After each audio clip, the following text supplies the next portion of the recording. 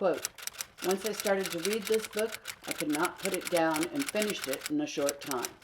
One of the best books I've read in a while. End quote. Mark Becker. I'm in Bogota, Colombia.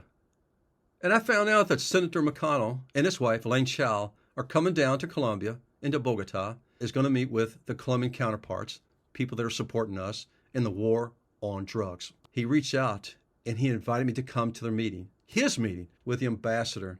I was in the meeting with him and my bosses from DEA. They didn't want me to be there because I'm a straight shooter. Senator McConnell looked at me. He said, what do you think about all this, about what's happened here in Colombia?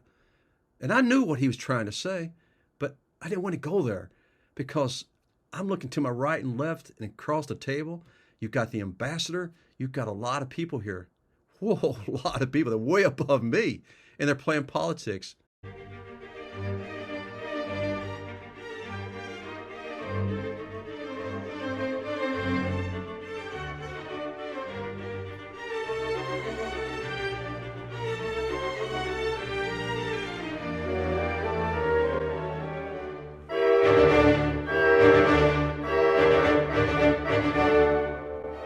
Evil men don't understand justice.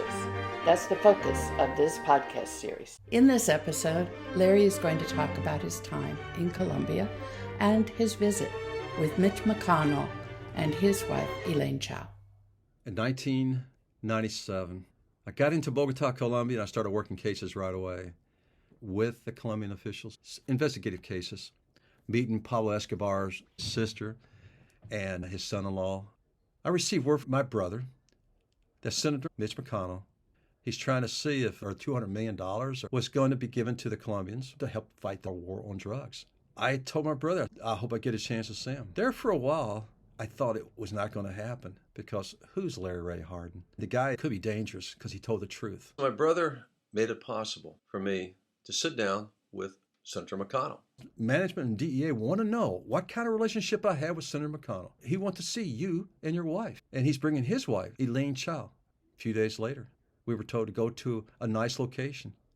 We're going to have lunch there. My wife and I sit down at a small table. And soon, here comes the American ambassador with Senator McConnell. First time I ever met him. He walked in, he looked at me, and I said, hi, I'm Larry Hardin. He said, come with me. We go into a large meeting room, huge table. And at the end of the table, it was not at the table, it was in a corner. One of the staff members said, you, talking about me, and your wife, you're going to sit down over there in that corner. It's all politics. I understand. That's just the way it was. I had nothing to say except just to be there, be in the presence of Senator McConnell. That wasn't important to me. It was important if I get a chance to talk to him. I sit in a corner with my wife, and everyone is at the table, and they're sitting down. Senator McConnell quickly looks, and he goes like this. And I thought, me? Because the ambassador was next to him. Across the table was all the DEA hoopla, all the big-time management. And, of course, I was thinking, where am I going to sit? He wants me to come up there. He looked at the person that was sitting next to him, was somebody that was next to the ambassador. And I thought, please, I don't want to sit next to the senator. It's way too much politics. He looked across the table, and he pointed his finger to a DA agent, one of the management guys. And he said, Larry, you sit there. He's talking about me. I looked at the DEA management, and he gets up and he moves away. And I knew I was in trouble with these guys when it comes to promotion, evaluation, because once again, I told the truth. I look down at the corner where I'm supposed to be sitting next to my wife is Miss Elaine Chao. And she's sitting next to my wife. And now they're talking. But I'm telling you, at that moment, I was really impressed about the way he was handled that meeting there. We looked across the table. No one saying anything. And Senator said, Larry, how's your family doing? How's Richard doing? I looked at him. And man, he's asking about my family, my dad and mom. He asked about my brother Richard, one of his campaign aides that helped him a lot in Kentucky. And I said, they're fine, Senator, they're okay. And I'm thinking, don't ask me anything else about what's going on, anything about my family. I'm not here to talk. I just want to listen and keep a low profile because I want to get promoted. I just want to keep things low key. Then he looked at me, he said, with his arms folded, Larry, what do you think about all this money that was getting over to the Colombian to fight the war on drugs. When he said that, and I knew from my heart, everything, it just popped out of me. And I said, Senator, they don't care. All they want is what we have.